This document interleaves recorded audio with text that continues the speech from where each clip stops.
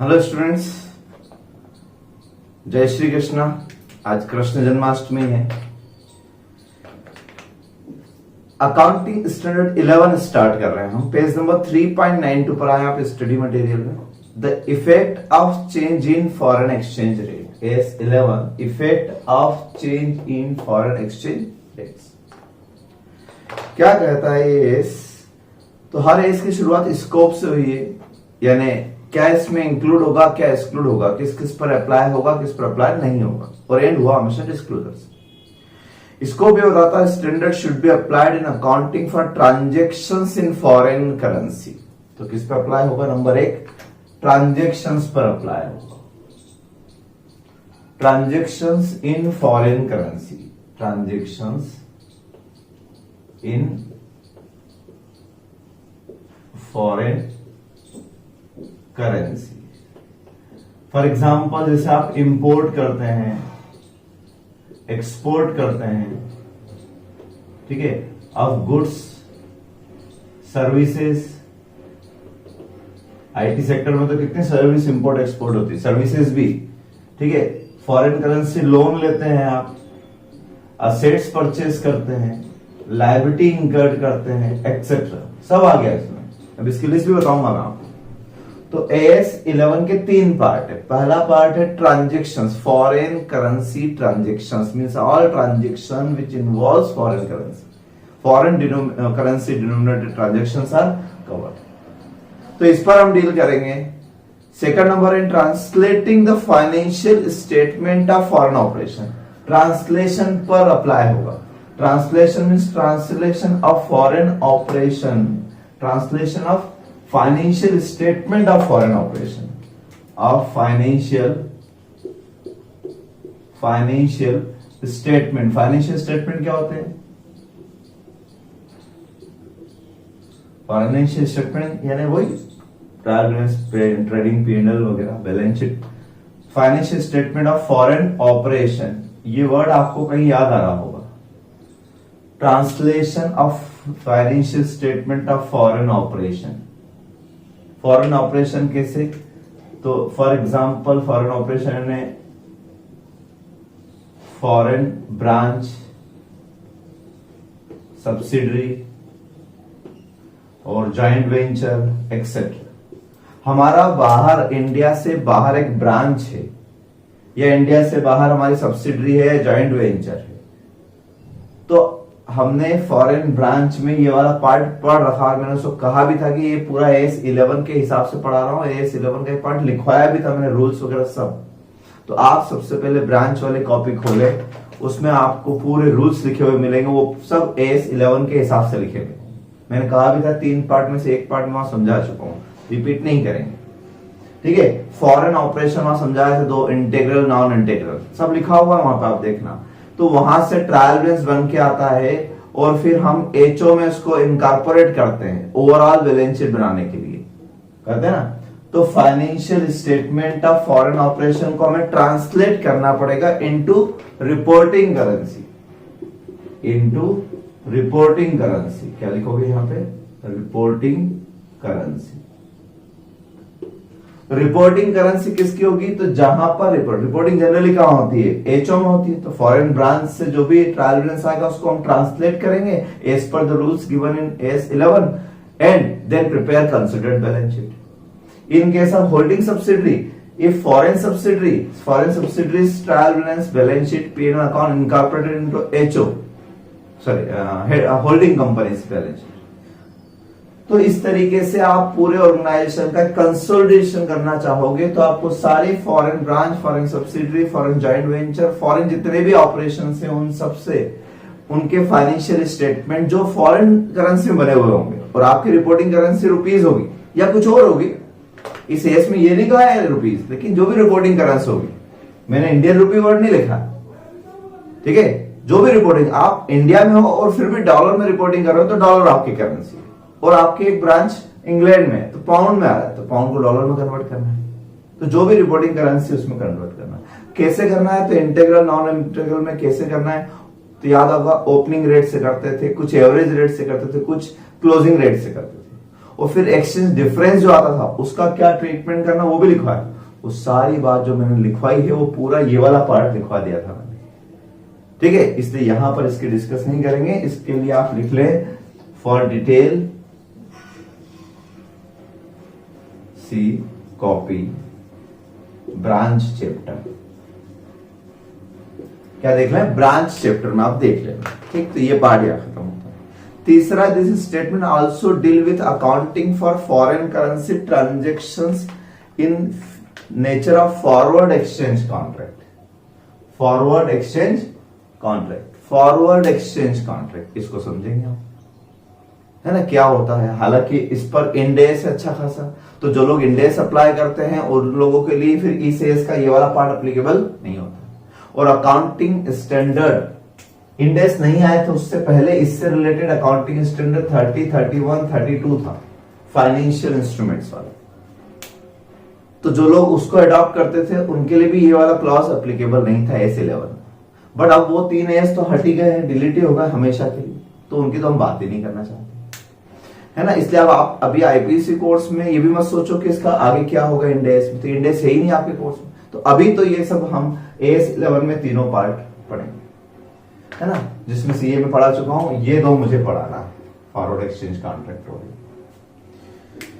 तो ये S apply होता है इन 3 transactions. This standard does not apply, अब नॉट एप्लीकेबल, स्पेसिफाइड, साथ में पढ़ना या फिर इसके आगे नॉट लगा लेना। Not specify the currency in which an enterprise presents financial statement. S 11 change के बारे में बात करता है, डिफरेंस के बारे में बात करता है। यह नहीं बोलता है कि आप किस करेंसी में फाइनेंशियल स्टेटमेंट बनाओ, आप रुपीज में बनाओ, डॉलर में बनाओ, इंडिया में हो फिर भी आप किसी में बनाओ। ये सप्लाई आपको रेस्ट्रिक्ट नहीं करता है that financial statement should be prepared in rupees, no such requirement, no specific currency in which enterprise present financial statement. However, an enterprise normally use currency of the country in which it is domiciled. Generally हम India में किस में बनाएं, क्यों dollar में बनाएं? Dollar में बनाएंगे हमारे शेयर होल्डर समझेंगे, फिर उसको कन्वर्ट करके देखेंगे एक एक चीज को, तो रुपीज भी प्रेजेंट करेंगे ना। बट फिर भी एस मना नहीं करता है। If it is used as a different currency, the standard requires disclosure of reason for using that currency. Underline करो, आप इंडिया में और रुपीज में बनाते हो तो कोई डिस्क्लोजर नहीं करना है कि हमने रुपीज में बनाया, अंडरस्टूड रुपीज में। लेकिन अगर इंडिया में रह के आप डोमिसाइल्ड इंडिया में और बनाते किसी और करेंसी में, तो क्यों बना रहे हो, रीजन बताओ आप। हो सकता है आपका रीजन ये हो कि आपके फॉरेन इन्वेस्टर्स है, उनके लिए बना रहे हो, तो आपको रीजन डिस्क्लोज करना है। The standard also require disclosure of reason for any change in reporting currency. मान लो पिछले साल रुपीज में बनवाए थे, इस बार डॉलर में बनवा रहे, तो चेंज क्यों हुआ उसका भी रीजन डिस्क्लोज करना है।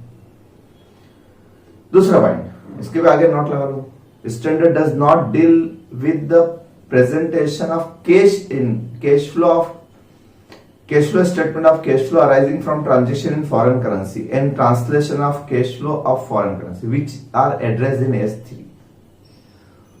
तो foreign exchange relating to operating activity, foreign exchange relating to investing and financing activities are dealt in S3 separately.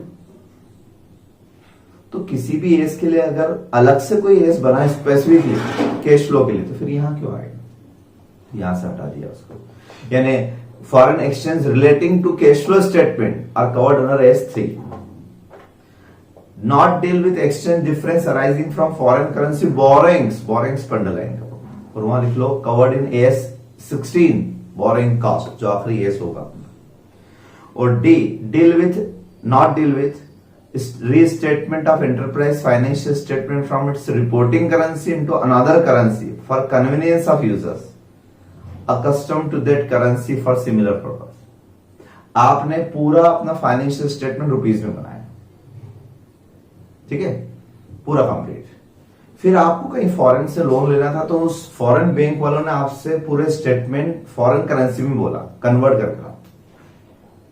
तो ये एस कन्वर्जन, इस तरह के कन्वर्जन के बारे में बात नहीं करता है, ये फॉरेन ऑपरेशन की बात जरूर करता है, लेकिन आपके खुद के स्टेटमेंट खुद ही दूसरी करेंसी में कन्वर्ट करना चाहते हो, रुपीज में बना लिया एक बार और एक बार उसी को डॉलर में बनाना चाहते हो, तो नॉट डील विथ रीस्टेटमेंट यानी redraft of enterprise financial statement from one reporting currency to another.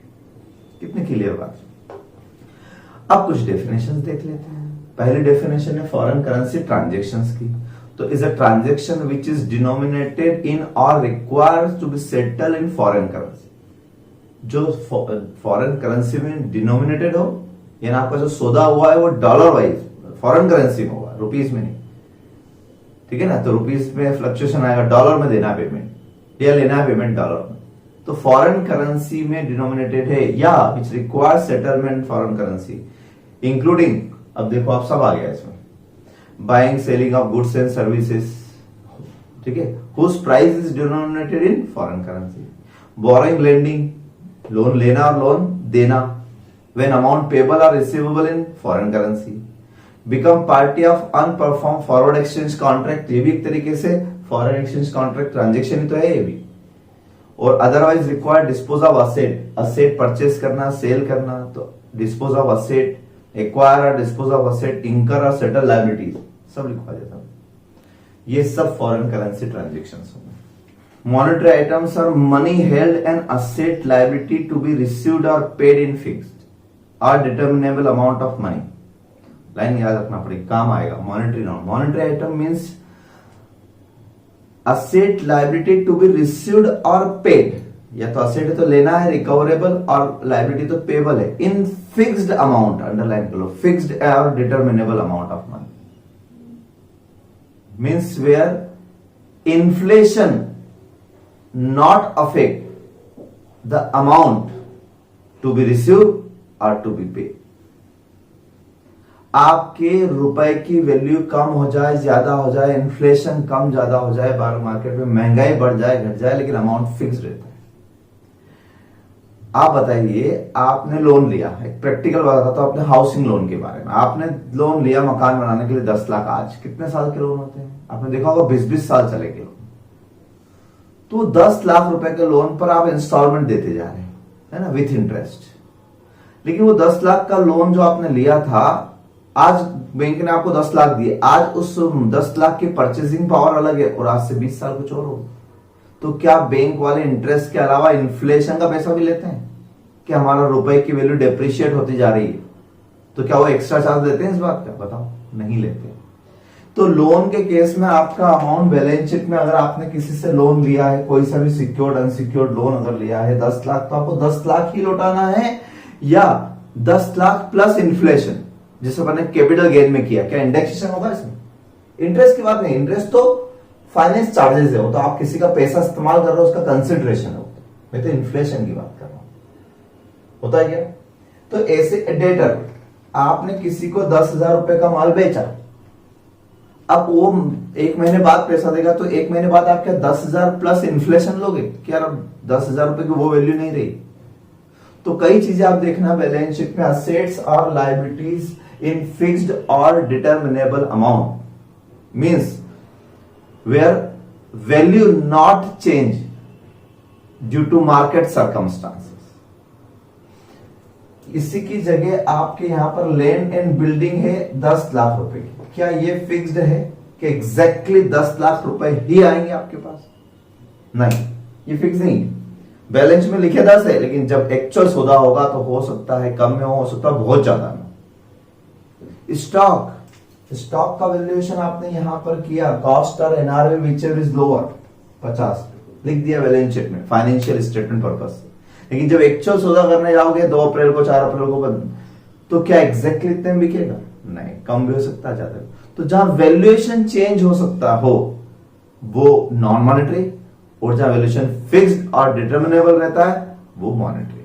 मतलब फॉर एग्जांपल कैश, यहां कैश इन हैंड जो लिखा होगा 50,000 लिखा है, 31 मार्च बैलेंस शीट हैंड पे डेट पे, तो क्या 1 अप्रैल को 50 से 51 हो जाएंगे? नहीं होंगे, वैल्यू चेंज होगी क्या? तो जिन जिन की वैल्यू चेंज नहीं होती है वो मॉनेटरी आइटम्स। कैश, रिसीवेबल्स यानी डेटर्स, इधर क्रेडिटर्स जिससे हम सप्लायर से जितने गुड्स खरीदा उतने तो पैसा देंगे ना, ज्यादा क्यों देंगे?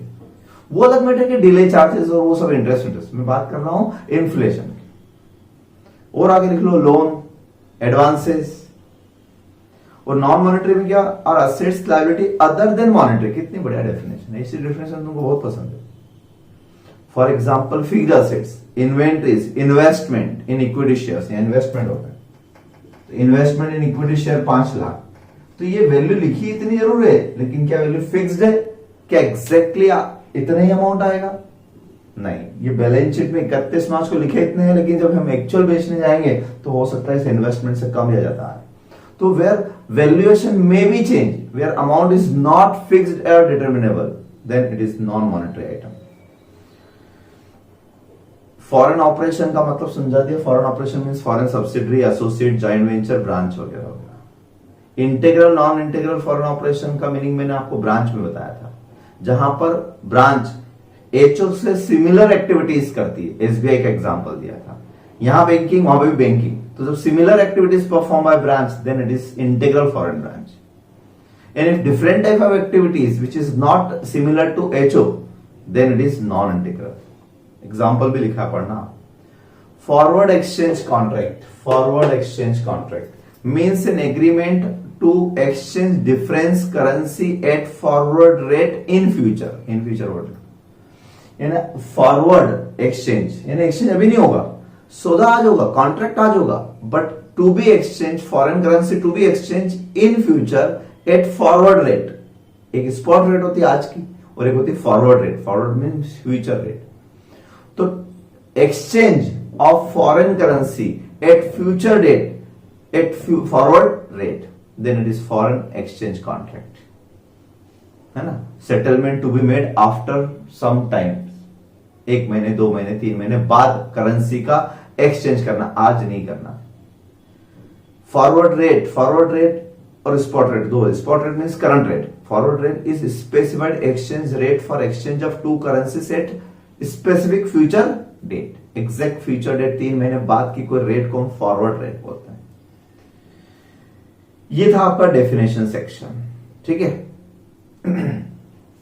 अब इन 3 में से हमें ये तो पढ़ा, ये तो हमने लिख लिया ब्रांच में, पूरा डिटेल लिखवा चुका हूं मैं इसकी। अब इसकी लिखवाना और इसकी लिखवाना है। इसके बारे में एस क्या बोलता है, इसके बारे में एस क्या बोलता है। तो पहले हम ये लिखते हैं ट्रांजेक्शन के बारे में। तो अगला हेडिंग आप डालें ट्रांजेक्शंस के बारे में, foreign currency transactions, foreign currency transactions के बारे में अगला हेडिंग डालेंगे, है ना। कॉपी में लिखना है बिल्कुल सिस्टमेटिक, बहुत अच्छे नोट्स बनवा रहा हूं मैं आपको इसके, मतलब वैसे तो इंस्टीट्यूट ने भी अच्छा दिया लेकिन उससे भी अच्छा बता रहा हूं। क्या लिखा अगला point, initial recognisation, initial recognisation. तो मैं 3 स्टेप बताता हूं, मैं आपको 3 स्टेप बताता हूं, या इसको हम इस तरीके से लिखते हैं कि स्टेप नंबर 1 इनिशियल रिकॉग्नाइजेशन।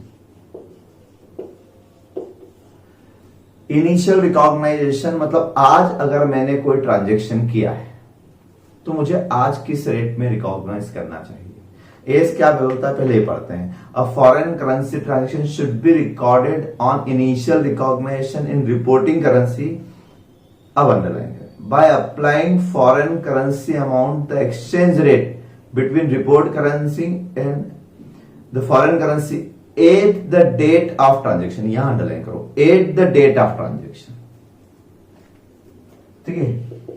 तो इनिशियल रिकॉग्नाइजेशन किस पर होगा, इनिशियल रिकॉग्नाइजेशन होगा exchange rate as on the date of transaction, ठीक है। ये एक लाइन लिखेंगे बस हम, इसकी तो थ्योरी जरूर ना आएगी एग्जाम में, ये प्रैक्टिकल है, ऐसे क्वेश्चन ही आएगा। तो आपको एक लाइन लिखना है, ठीक है ना।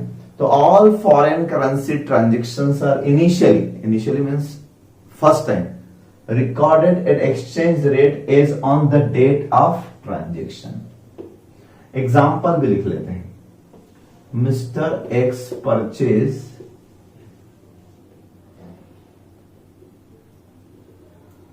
Goods from foreign supplier Mister Robert का नाम लिख लेते हैं, ठीक है, Mister X purchase goods from Mister Robert at $1,000 on 1st July 2020 when exchange rate $1 equal to 70 रुपी, ये रेट थी। ठीक है, 31 जुलाई को। फिर exchange rate $1 exchange rate on 31st March 2021 exchange rate जो थी $1 इक्वल टू 75 थी, और on 1st May 2021 exchange rate 178 हो गई। ये मान लो क्वेश्चन है आपको, बिल्कुल सिंपल से क्वेश्चन। जब भी फॉरेन करेंसी ट्रांजेक्शन का क्वेश्चन आएगा, जो भी खरीदे, गुड्स हो, परचेस हो, सेल हो, इंपोर्ट एक्सपोर्ट, सर्विस, गुड्स, कुछ भी, लोन लेना देना, कुछ भी होगा, सब आएगा। तो उसमें 3 रेट याद रखोगे आप। एक रेट होगी as on the date of transaction, एक होगी 31st मार्च यानी ईयर एंड की, और एक और आगे होगी जब हमने एक्चुअली सप्लायर को पेमेंट किया होगा, है ना। ठीक है, तो ये क्लोजिंग रेट, ये है आपकी as on settlement, as on payment.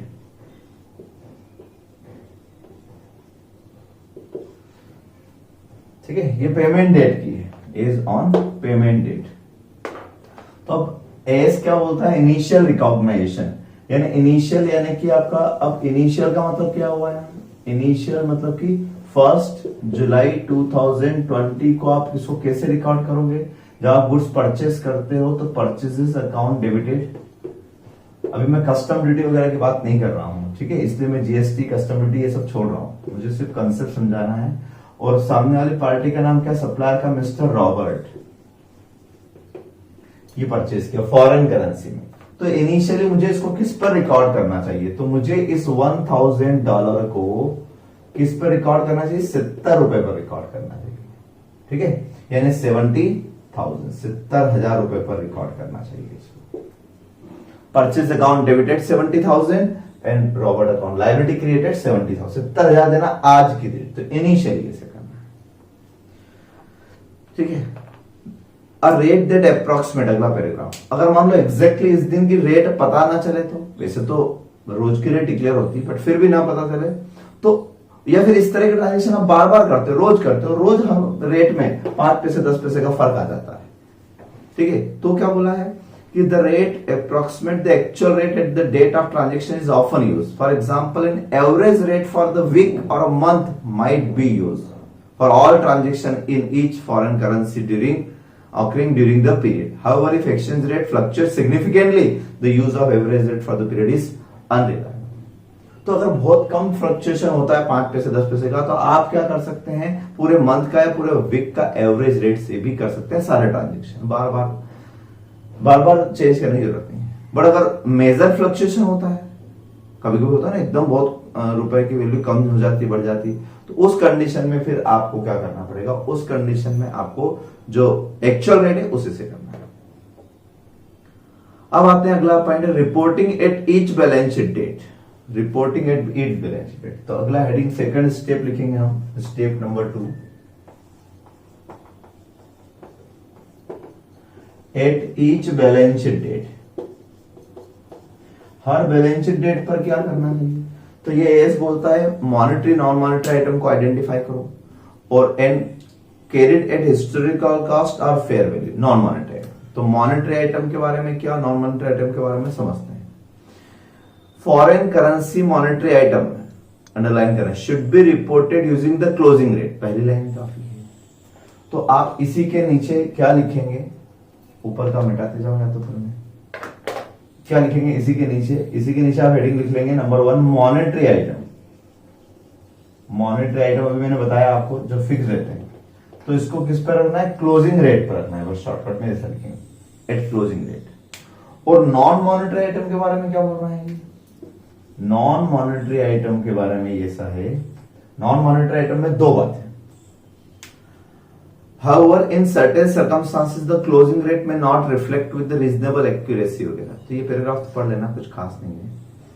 Second, non-monetary items which are carried in terms of historical cost denominated in foreign currency should be reported using the exchange rate as on the date of transaction। तो अब non monetary item में क्या लिखना है आपको? Non monetary item में ये लिखना है ना, ऊपर आ जाना। नॉन मॉनेटरी आइटम के अंदर ही ए पार्ट लिखेंगे हम, if valued at historical cost।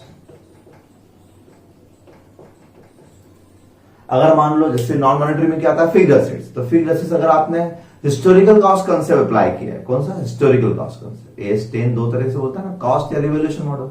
तो रिवोल्यूशन मतलब तो फेयर वैल्यू होगी, वो तो आज की वैल्यू होगी। लेकिन अगर हिस्टोरिकल कॉस्ट कंसेप्ट है तो हिस्टोरिकल कॉस्ट कंसेप्ट का मतलब है कि जो स्टार्टिंग में रेट थी वही चलने दो ना। अब अगर आपने यहाँ पर यार फिक्स्ड एसेट्स होती, मान लो खरीदी थी तब 70 की थी और आज की रेट कुछ और है, अगर आपने बदल दी तो आपका हिस्टोरिकल कॉस्ट कंसेप्ट कहां रह गया? अगर मैं यहाँ पे एसेट्स को 70 से 75 कर देता हूँ 31 मार्च के दिन बैलेंस शीट पे, तो फिर मेरा हिस्टोरिकल कंसेप्ट कहां रह गया? इसलिए whenever historical concept apply, then क्या लिखना है आपको? At the rate as on the date of transaction, as on the date of transaction। यानी अगर मान लो ये नॉन मॉनेटरी आइटम है और हेवी से, देखो गुड्स है, ये क्या है? गुड्स अकाउंट है, नॉन मॉनेटरी। मान लो ये नहीं बिका 31 मार्च तक, मान लो 31 मार्च तक नहीं बिका और मैं इसको कॉस्ट कंसेप्ट पे ले जाता हूं, किस पे? कॉस्ट पे वैल्यूएट करता हूं। तो फिर कॉस्ट तो 70 है ना, फिर 75 क्यों करूंगा मैं? 75 क्यों करूंगा? इसको इंक्रीज क्यों करूंगा मैं 75 पे? या एसेट है या इन्वेस्टमेंट है, नॉन मॉनेटरी आइटम है और उसको वैल्यूएशन में कॉस्ट पे कर रहा हूं, तो फिर मैं 70,000 को 70 रहने दूंगा, 75 नहीं करूंगा। इसका मतलब ये कि स्टार्टिंग इनिशियल डेट पे भी मैं 70 पे रिकॉर्ड करूंगा और बैलेंस शीट डेट पर भी मैं किस पे रिकॉर्ड करूंगा? As on the date of transaction, that is 70 rupees. आप लिख भी लेना यहाँ पे इस एग्जाम्पल के लिए 70, ठीक है। इसी में बी पार्ट ये लिखेंगे, if valued at fair value। C point, non-monetary items which are carried at fair value or other similar valuation, ठीक है, denominated in foreign currency should be reported using the rate that existed when the value were determined। अब कौन सी rate से करना है? अब करना है rate applicable as on the date when valuation is made। जिस दिन आपने वैल्यूएशन किया, जैसे स्टॉक का वैल्यूएशन, स्टॉक कॉस्ट और एनआरवी विच दो पे करते हैं, तो वो एनआरवी आपने किस दिन निकाली होगी? या तो 31 मार्च या 30 मार्च, लगभग एंडिंग की होती, ठीक है ना। तो उस दिन क्या रेट थी? जैसे इन्वेस्टमेंट में S13 क्या कहता है? कॉस्ट और fair value which is lower. तो जहां पर आप वैल्यूएशन करते हो, हिस्टोरिकल कॉस्ट कंसेप्ट नहीं, वैल्यूएशन कंसेप्ट लगाते हो, फेयर वैल्यू या कुछ और कंसेप्ट, तो उस दिन क्या बोल रहे हैं वो? When the value were determined, underline करो, when the value were determined. तो rate is on the date when value were determined. Generally it is closing rate. क्या लिख लोगे एक और बार?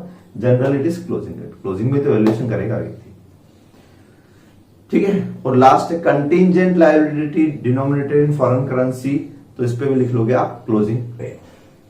तो बैलेंस शीट डेट पर मॉनेटरी आइटम क्लोजिंग रेट पर, कंटिंजेंट लायबिलिटी क्लोजिंग रेट पर, नॉन मॉनेटरी आइटम में जरूर दो झंझट है, कॉस्ट कंसेप्ट होगा तो no change, historical cost will be applicable, and if fair value concept then generally closing rate. इसमें क्लोजिंग रेट ही आ गई। तो यानी हम ये कहते हैं, इन शॉर्ट अगर कहें तो सही मायने में सभी में लगभग क्लोजिंग रेट लगती है। सिर्फ हिस्टोरिकल कॉस्ट को छोड़ दो तो लगभग सभी में कौन सी रेट लगती है? तो AS11 ये कहता है कि इनिशियली तो ओरिजिनल रेट पे रिकॉर्ड करो, फिर हर बैलेंस शीट डेट पे उसको चेंज करो। अब चेंज करेंगे तो फिर एक्सचेंज गेन लॉस आएगा ना। तो इसी एग्जांपल में, है ना, इसी एग्जांपल की हम बात करें, 1 जुलाई को तो आपने रिकॉर्ड कर लिया। अब 31 मार्च जब आया, 31 मार्च, तो 31 मार्च 21 को बैलेंस शीट डॉलर कितने का हो गया? $1.75 का। तो सही मायने में अगर बैलेंस शीट तो ट्रू एंड फेयर व्यू दिखाना चाहिए, मीन्स लायबिलिटी। तो क्या मुझे वाकई रॉबर्ट को 70,000 ही देना है? नहीं। अब ध्यान से देखो, आपकी लायबिलिटी, मिस्टर रॉबर्ट की लायबिलिटी जो है आपकी, वो 75 हो गई है। ₹5 बढ़ गए उसमें, और $1,000 पर तो ₹5,000 बढ़ गए ना।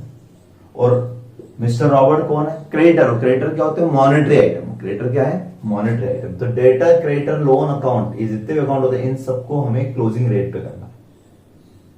तो क्लोजिंग रेट 75 हो गई, तो ₹5 मैंने बढ़ा दिए। लायबिलिटी इंक्रीज हो गई, यानी लॉस है, और लॉस है तो कहां जाएगा? फॉरेन एक्सचेंज लॉस है। क्या है? फॉरेन एक्सचेंज लॉस है। कहां ट्रांसफर हो जाएगा? Profit and loss account. तो सीधे profit and loss account debited. और गेन होता तो उल्टे एंट्री हो जाते, रिवर्स। क्या लिखा? एक्सचेंज, अगला पॉइंट वही लिखा हुआ है, तो इसी के नीचे यानी ये पूरा लिखा आपने। स्टेप नंबर 2 लिखी अभी मैंने, ये स्टेप नंबर 2 का ही पार्ट है। क्या लिख लोगे? Exchange difference arising on settlement of monetary items और on reporting an enterprise monetary item at the rate different from those at which they were initially recorded, वगैरह वगैरह, सब पूरा लिखा होगा। कुल मिलाकर आप इतना से लिख लेंगे, एक ही लाइन में लिख लो आप। तो exchange difference may be exchange loss और exchange gain should be recorded as an expenses और income in profit and loss statement. या तो एक्सपेंसेस मानेंगे या इनकम मानेंगे प्रॉफिट एंड लॉस स्टेटमेंट में। सिंपल ऐसा है, ठीक है। अब तीसरी स्टेप इन्होंने नहीं बताई, तीसरी स्टेप मैं बताता हूं आपको। ये पहला हो गया, दूसरा हो गया, तीसरी स्टेप क्या? जब हम रियली रॉबर्ट को पैसा देने गए, कब? 1 मई को, मार्च के बाद। तो हमेशा 3 स्टेप ये होगी कि पहली स्टेप थी हमारे 1 जुलाई 20 जब हमने ट्रांजेक्शन किया, फिर आया 31 मार्च 21 जो कि बैलेंस शीट डेट थी, फिर आया 1 मई 21 जो कि पेमेंट डेट थी एक्चुअल। तो ये ट्रांजेक्शन डेट थी, ये बैलेंस शीट डेट और ये पेमेंट डेट। तो ट्रांजेक्शन पे तो ट्रांजेक्शन की डेट पे रिकॉर्ड किया 70 पे। बैलेंस शीट डेट का रूल मैंने बताया, monetary item should be reported at closing rate. Closing rate में बी लोअर और हायर देन इनिशियल रेट। तो जो भी हो गेन लॉस P&L में चला गया। अब उसको मुझे एक्चुअली जब देने गया मई में रॉबर्ट को पेमेंट, तो तीसरी एंट्री क्या लिखोगे आप? 1 मई के दिन। 1 मई के दिन हम एंट्री लिखेंगे, Mister Robert account debited to bank. ये पैसा दोगे आप उसको। तो अब यहां पर $1,000 आप दोगे, तो अभी आपको डॉलर कितने में मिलेगा जब देने जाओगे? तो 78,000। जबकि रॉबर्ट का अकाउंट आपका खुला कितने से? 70 और 5 75,000 खुला हुआ ना। तो रॉबर्ट का अकाउंट 75 से खुला हुआ, यानी 3,000 ज्यादा देने पड़े, या हो सकता था कम भी देने पड़ते। तो अब क्या हुआ, यानी हम जैसा यहां किया था, हमने क्या किया था? डिफरेंस से एक एंट्री और कर दी थी, या तो लायबिलिटी बढ़ा देंगे या घटा देंगे। तो ऐसा ही आप यही ट्रीटमेंट, सेम यही ट्रीटमेंट सेटलमेंट डेट पे करोगे, है ना। लायबिलिटी बढ़ गई तो मैं रॉबर्ट का अकाउंट और डेबिट कर देता, क्रेडिट कर देता हूं। कितने रुपए से? $3 से। तो $1,000 पर $1,000 पर $3 से 3,000 हो गए मिस्टर रॉबर्ट। और इसको भी कहां पहुंचा देता हूं? Profit and loss account. और अब रॉबर्ट का अकाउंट कितना हो गया? 70 एक बार, 5 एक बार, 3 एक बार, 3 बार क्रेडिट हुआ। अब रॉबर्ट का अकाउंट डेबिट करोगे 78,000 से और पेमेंट कर दोगे। ये होता है। कंपाउंड एंट्री भी करना चाहो तो कर सकते हो, जो इससे पहले मैंने लिखी थी उसमें मैंने इधर 75 लिखा था रॉबर्ट का अकाउंट और पेमेंट किया था 78, डिफरेंस 3,000 P&L, वो भी कर सकते हो। तो बस याद ये रखना है कि initial rate, balance sheet closing rate and payment actual rate. अब यहां पे आके 78 के 74 हो जाता उल्टा, तो कोई बात नहीं, डिफरेंस P&L में डाल देना। जो भी डिफरेंस आए, कम ज्यादा की चिंता मत करो आप। ये 3 स्टेप होती है फॉरेन करेंसी ट्रांजेक्शन में। बिल्कुल बहुत सिंपल सी बात है, कोई टफ क्वेश्चन नहीं आता, सिंपल क्वेश्चन आता है, दिया भी सिंपल ही है। बस अब यहीं पर आप देखोगे इसी पेज पर जहां हम पढ़ रहे 3.95 रिकॉग्नाइजेशन ऑफ एक्सचेंज गेन, ये पूरा। तो इसकी शॉर्टकट लाइन तो मैंने आपको लिखवा दी। नीचे एक नोट लिखा है, central government in consultation with वगैरह वगैरह लिखा है, कुछ बड़ा सा बहुत बड़ा नोट लिखा है। ये थोड़ा अलग टाइप का नोट है, इसके बारे में मैं आपको बताता हूं। फिर हम चलते हैं पेज नंबर 3.97 पर, क्लासिफिकेशन ऑफ फॉरेन ऑपरेशन। तो ये आप यहां से कट कर दो ये पूरा पेज। फिर नीचे लिखा translation of foreign integral operation, ये भी कट करके इन सब जगह पे आप साइड में क्या लिख लोगे, see branch chapter translation of non integral foreign operation, ये सब रूल्स में लिखवा चुका हूं, ये ना। आप पेज नंबर 3.99 कहां से बोला था मैंने आपसे, 3.97 कट पूरा, 3.98 पूरा कट, 3.97 भी कट, 98 99 भी कट, बस यहां तक cut.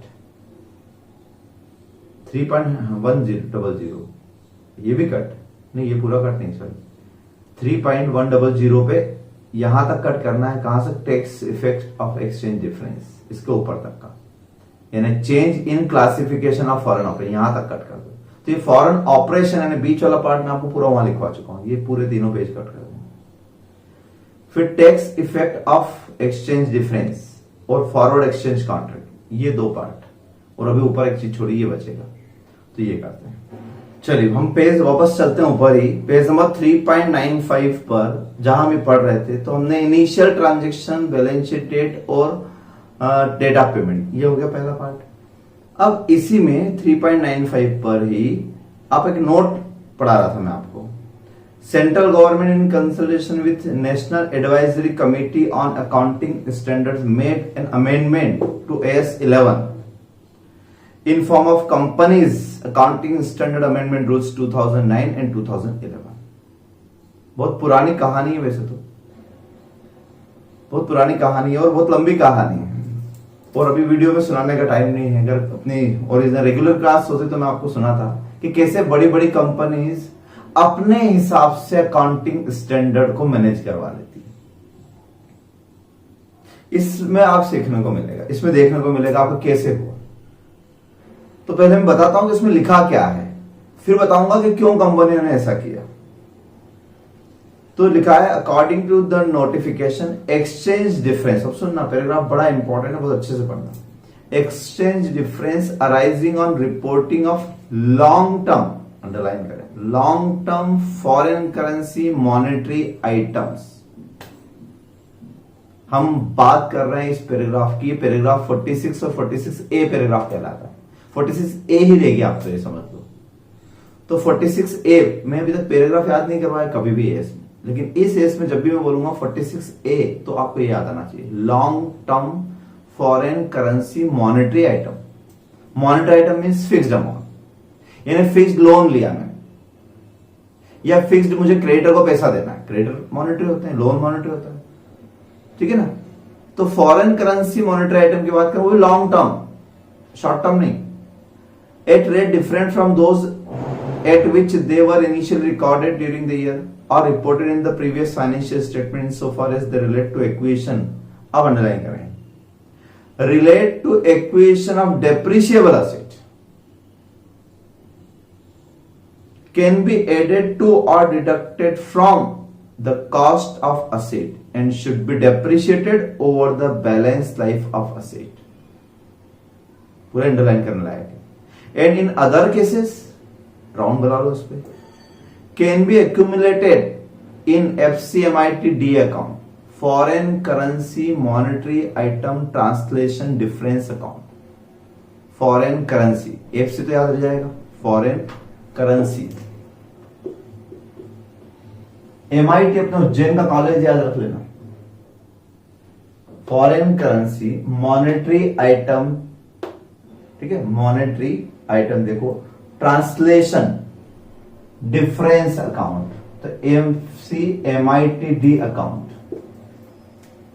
Foreign currency monetary item translation difference account. ये जो एक्सचेंज डिफरेंस होगा उसको आपको कहां पर डालना है, FCMITD नाम का एक अकाउंट बनाना है, वहां डाल देना है। And should be return of, ये अकाउंट जो है should be return of over the useful life of the asset, amortize over the balance period of such long-term asset or liability by recognition as income or expenses in such each of such period, but not beyond 31st March 2020। क्या हो गया sir, ये क्या बता दिया उन्होंने? तो मैं समझाता हूं आपको क्या बोलना चाहते थे। ये कहना चाहते थे कि आपने long term foreign currency loan लिया या लायबिलिटी क्रिएट की in respect of any asset, है ना। तो हम पढ़ रहे हैं पेरा 46A ऑफ अकाउंटिंग स्टैंडर्ड 11, ठीक है, which deal in long term foreign currency monetary items, ठीक है। आप बहुत आईएमपी पार्ट है, इसलिए बता रहा हूं मैं, बहुत अच्छा क्वेश्चन मिलता है इस पे, तो आप ढंग से पढ़ते जाना। फिर से पढ़ाता हूं वापस स्टार्टिंग से। तो क्या लिख रहे हैं ये कि exchange difference on reporting of long term foreign currency monetary item. तो S46 जो है वो डील करता है exchange difference on long term foreign currency monetary items, ठीक है। Exchange difference on long term foreign currency monetary items means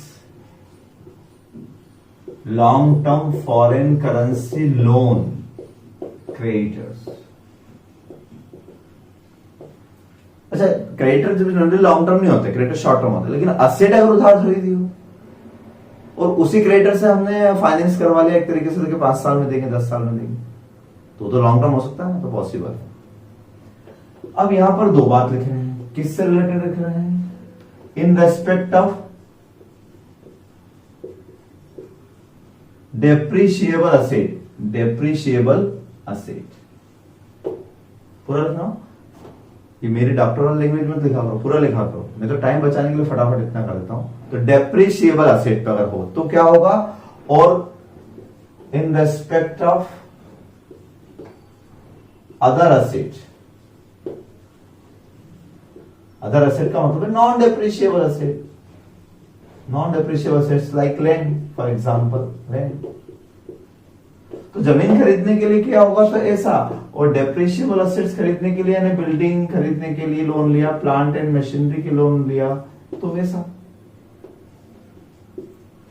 तो आपने जो long term foreign currency loan लिया, ये डेप्रीशिएबल असेट खरीदने के लिए लिया है या नॉन डेप्रीशिएबल असेट खरीदने के लिए लिया, ठीक है। अब क्या कह रहे थे कि अगर ये लिया होगा डेप्रीशिएबल असेट से रिलेटेड लिया होगा, तो क्या बोल रहे थे?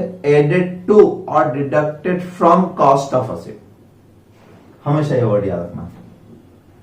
एक्सचेंज डिफरेंस जो भी आएगा, exchange difference on such transaction should be added to or deducted from, added to or deducted from लिखा हुआ है, added to or deducted from the cost of asset and should be depreciated over the balance life of the asset. Added to or deducted from cost of such asset and depreciation, charge depreciation, ऐसा लिखेंगे हम, charge depreciation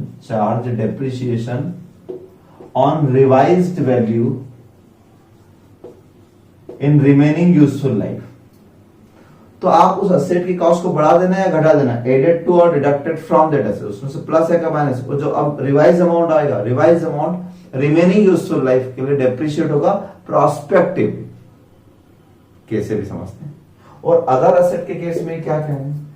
other asset के case में कह रहे हैं कि जो भी एक्सचेंज डिफरेंस आए, exchange difference on such transaction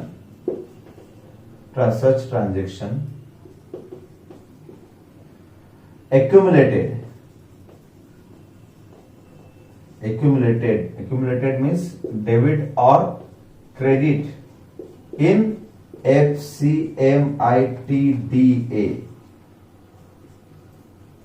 तो FCMITD अकाउंट में आप उसको एक्यूमुलेट करते जाओ, उसी में डेबिट, उसी में क्रेडिट, उसी में डेबिट, उसी में credit, and this account should be amortise over the period of asset और लायबिलिटी एज द केस में बी।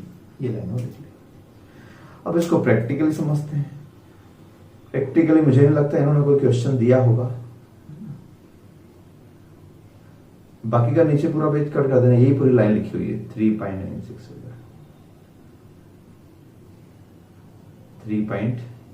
मतलब जितना मैंने पढ़ाया था बस आपको वहीं तक पढ़ना, उसके बाद नीचे पूरा पैराग्राफ कट कर देना। ये सारा वही था और अगले पैराग्राफ तो हम कट कर ही चुके हैं। अब इससे रिलेटेड कोई क्वेश्चन मुझे नजर नहीं आ रहा है इससे रिलेटेड। चलिए पेज नंबर 3.102 पर आओ। 102 पर आप इलस्ट्रेशन 1 तो होमवर्क लिख लें 301 पर, और 3.101 पर इलस्ट्रेशन 1 और 102 पर इलस्ट्रेशन 2 में करवाता हूं। Opportunity limited purchase an equipment costing 24 lakh rupees 24 lakh on 1st April 15 and the same was fully financed by foreign currency loan US dollar payable in 4 annual equal installment. Exchange rate were $1 equal to 60, 62.5 on 1st April 15 and 16 respectively. First installment was paid on 31st March 2016. And the entire difference in foreign exchange has been capitalized. You are required to state that how this transaction would be accounted for. अब ये पूछ रहे हैं कि किस तरीके से account हो सकता है। तो क्या करना चाहिए आप इसमें, यहाँ पे आप सबसे पहले तो इस एएस की बात याद करो। क्या इस एएस से रिलेटेड बात एप्लीकेबल हो पा रही है इसमें? क्या बोल रहे हैं? AS11, the effect of change in foreign exchange rate, exchange difference arising on reporting an enterprise monetary item at the rate different from those they were initially recorded during the period should be recognized as income or expenses in the period in which they arise. Thus, exchange difference arising on repayment of liability incurred for the purpose of acquisition asset will be recognized as income and expenses. अब ये बोल रहे हैं कि income और expenses मानो difference को, और मैंने तो आपको कुछ और बताया। तो इस क्वेश्चन में हम दोनों बात समझते हैं कि as para 46A is optional. क्या ये ऑप्शनल टू एडॉप्ट? आपकी इच्छा हो तो ये वाला ट्रीटमेंट करो, अदरवाइज कोई जरूरी नहीं। अगर ऑप्शनल है तो इसका मतलब ये पैराग्राफ में जो ट्रीटमेंट दिया हुआ है या आपकी इच्छा हो तो करना है ना। और आप चाहें तो इसके नीचे लिख सकते हैं कि if company not adopt para 46A then they may treat this transaction as normal foreign currency transactions and exchange difference recognise as income और expenses in profit and loss account. ये लाइन आप लिख लें। तो नॉर्मल इनिशियल ट्रांजेक्शन अभी मैंने बताया foreign currency transaction में क्या करते हैं, जो डिफरेंस है सिंपल पीएनएल में डालते जाओ, जब जब आए 1 साल 2 साल 3 साल 5 साल जितने साल चलेगा। तो मैं दोनों तरीके से करवाता हूं ये क्वेश्चन को। इस चैप्टर में जितने भी क्वेश्चन होंगे उसमें रेट का बहुत झंझट रहेगा, इसलिए आप क्या करना, पहले तो पूरे डेट वाइज लिख लेना क्वेश्चन को ढंग से। Opportunity purchase equipment for 24 lakh on 1st अप्रैल, ये है आपकी फर्स्ट डेट 2015। ये है आपकी डेट ऑफ ट्रांजेक्शन। क्या है? ये आपकी डेट ऑफ ट्रांजेक्शन है। यहां पर आपके पास 24 लाख की असेट ली आपने, 24 लाख रुपए की असेट ली। Finance by foreign currency loan US dollar payable in 4 equal instalment. इन्हें पूरा लोन लिया आपने इसका, तो 24 लाख तो रुपए है ना, और लोन तो आपने डॉलर में लिया, तो कितने का हुआ लोन? तो उसके लिए रेट चाहिए मुझे भाई, रुपीस को डॉलर में या डॉलर को रुपीस में कन्वर्ट करने के लिए रेट चाहिए। तो इस दिन रेट क्या थी? लिखा हुआ आगे एक्सचेंज रेट ऑन वर first $1 equal to 60 and 62.5 on 1st April 15। यहां 60 रुपए रेट थी, 60 रुपीज पर डॉलर रेट थी।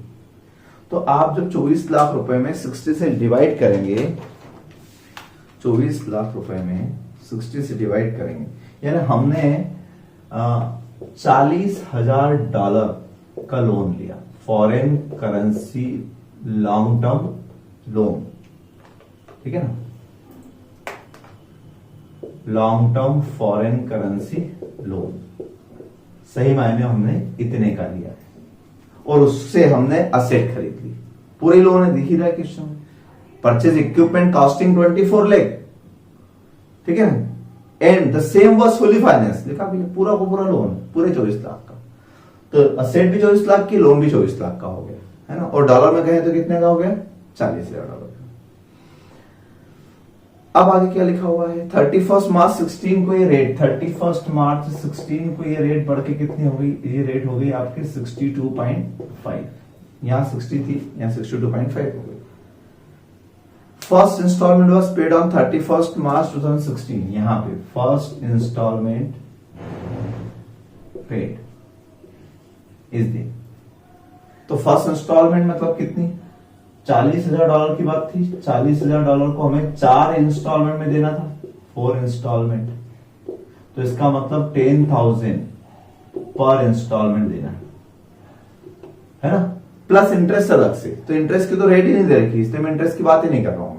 इंटरेस्ट हो तो इंटरेस्ट अलग, ये तो प्रिंसिपल अमाउंट है ना, उसकी 4 इंस्टॉलमेंट, ठीक है। अब entire difference in foreign currency has been capitalise, इन्होंने क्या करा, पूरा एक्सचेंज डिफरेंस जो था वो कैपिटलाइज कर दिया। हमको क्या करना देखते हैं।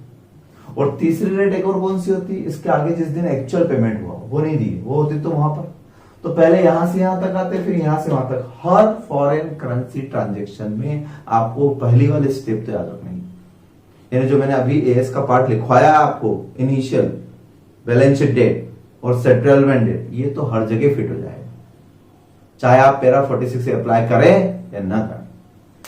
अब इसको हम 2 तरीके से करते हैं।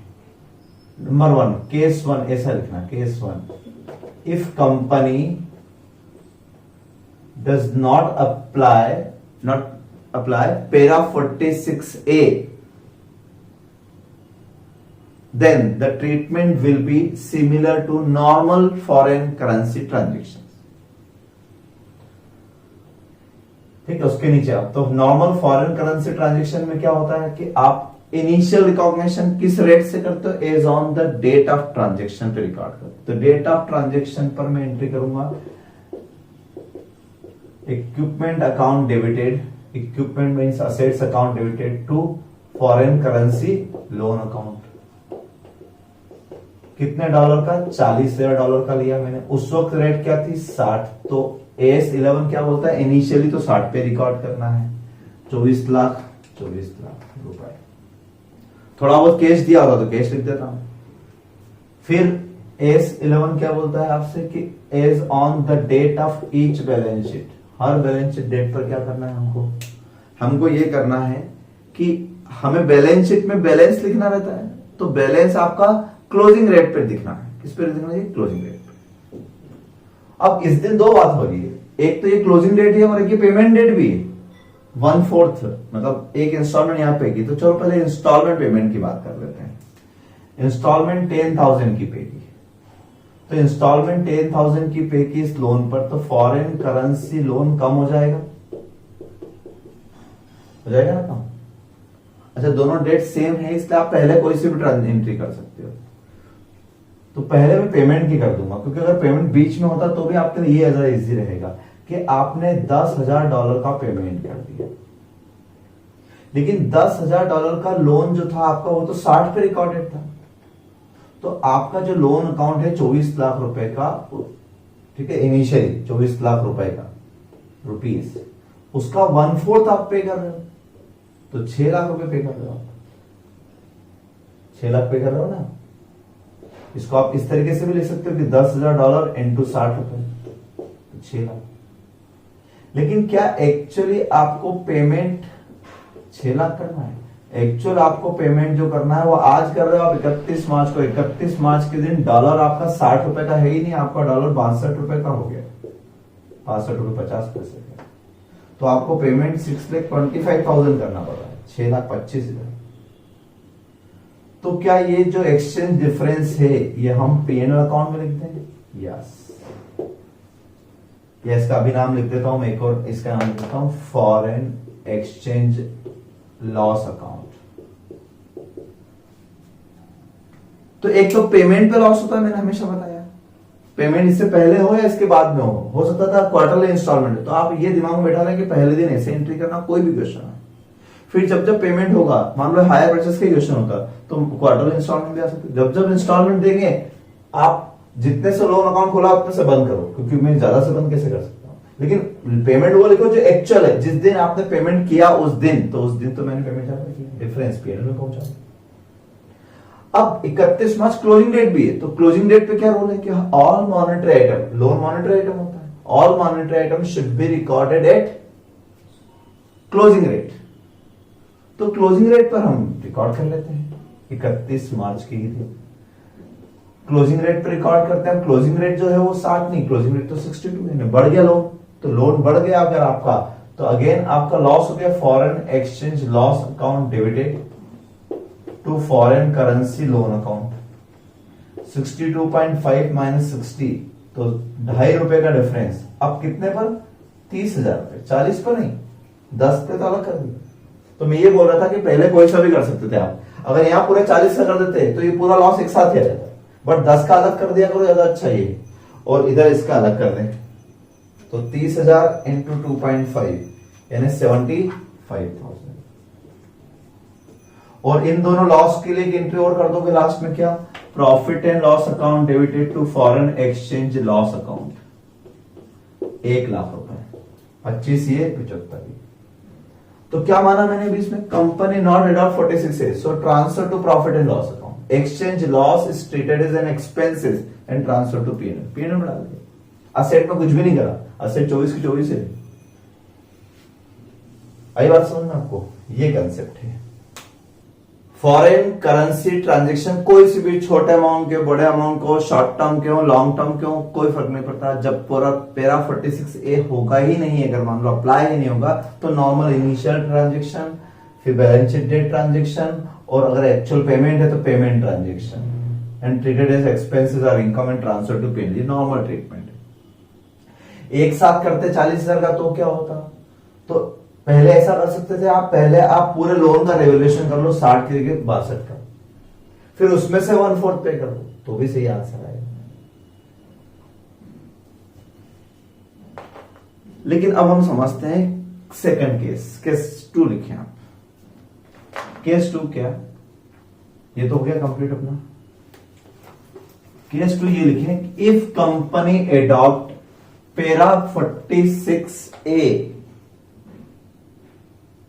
Para 46A, then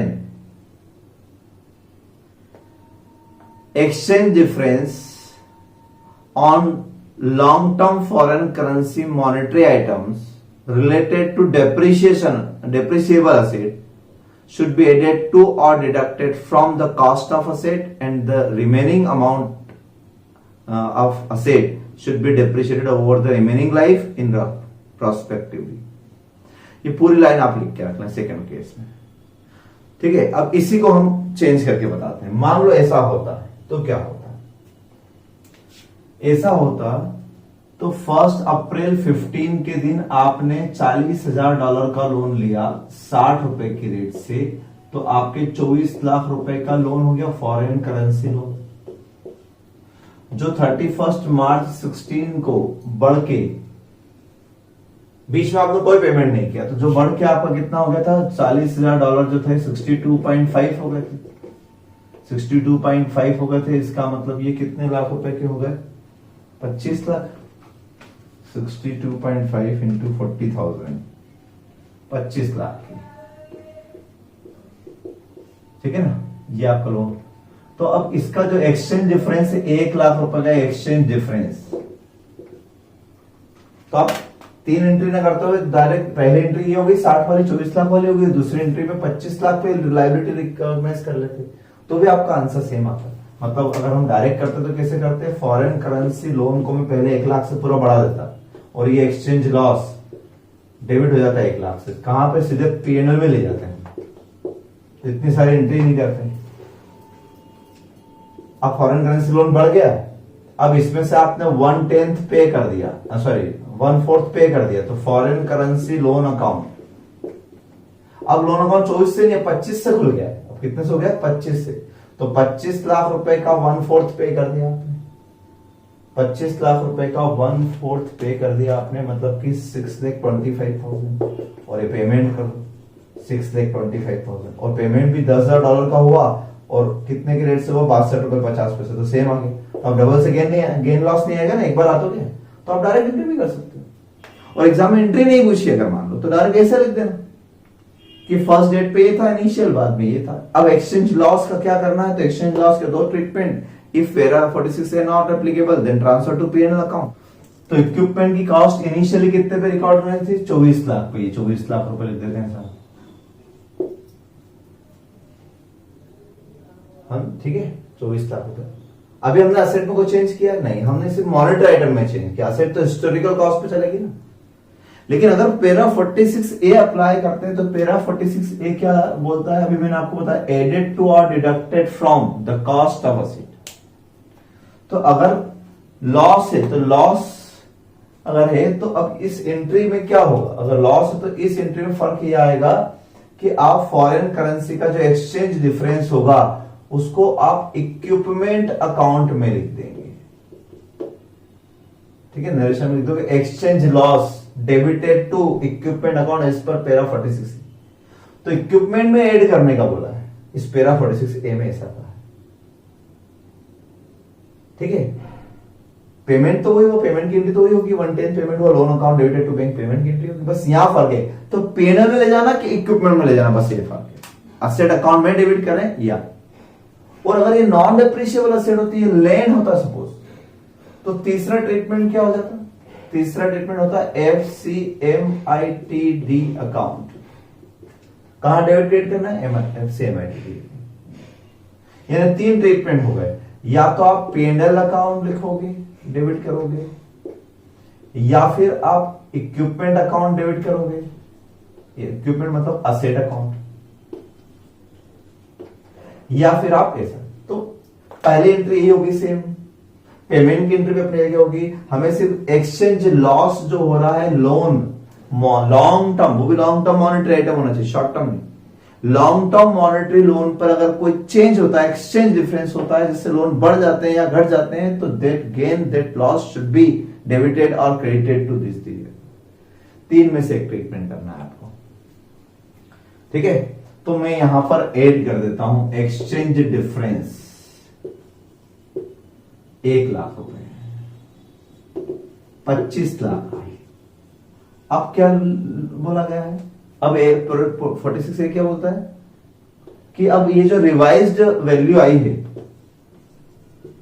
revised value amortise over the remaining life prospectively, ठीक है।